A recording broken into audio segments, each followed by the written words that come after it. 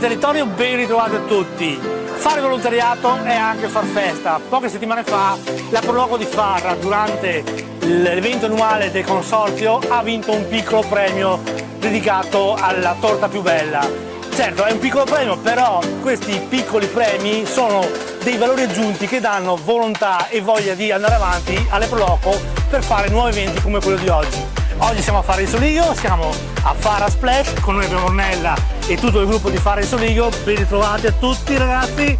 Ornella, raccontaci un attimino, davanti a questo bellissimo spiedo appena tirato giù, come si sta svolgendo questa... Questo parli da solo, non serve, è un po' insomma il nostro indirizzo, cose buone, semplici e sane. Vero Mirko? Certo. Facciamo spazio, grazie al gruppo Alpini di Farra di Soligo, che i fautori, insomma gli artefici di questa bontà.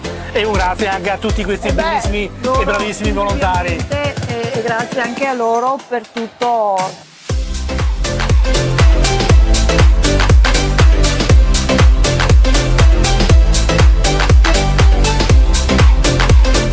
Tutto quanto. Ornella, per tutta la manifestazione, su quello che viene fatto. Ci raccontavi che questa manifestazione è nata in un modo e poi per via meteorologica si è evoluta in altro. Sì, allora è nata, infatti il nome lo racconta, Farra Splash, doveva essere appunto un evento sportivo utilizzando l'acqua, e visto adesso la stagione di siccità e quant'altro, si è deciso appunto di trasformarla in una volley green, in maniera da appunto non sprecare l'acqua in questo periodo.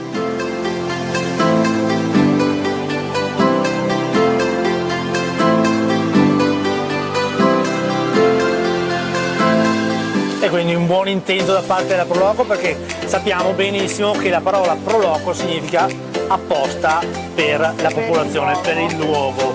Quindi noi vi diamo appuntamento fra pochi minuti qui a Farra di Soligo, ci saranno le alette di pollo con tante altre prelibatezze. I ragazzi qui intorno a me vi stanno aspettando, stanno scalpitando per servirvi con un bel sorriso. Voi non deludeteli, arrivate qui a Farra di Soligo e noi vi diamo appuntamento alla prossima puntata. Ringraziamo tutti i volontari, ringraziamo Ornella, la Presidente, ringraziamo Mirko che ci ha invitato e ha voluto ancora una volta avere accanto a loro la nostra presenza. Una presenza che nel territorio dell'Alto Trevigiano vuole mettere sotto i riflettori il lavoro di tutti questi bravi ragazzi che rubano il tempo alle proprie famiglie per dedicarlo a tutti voi.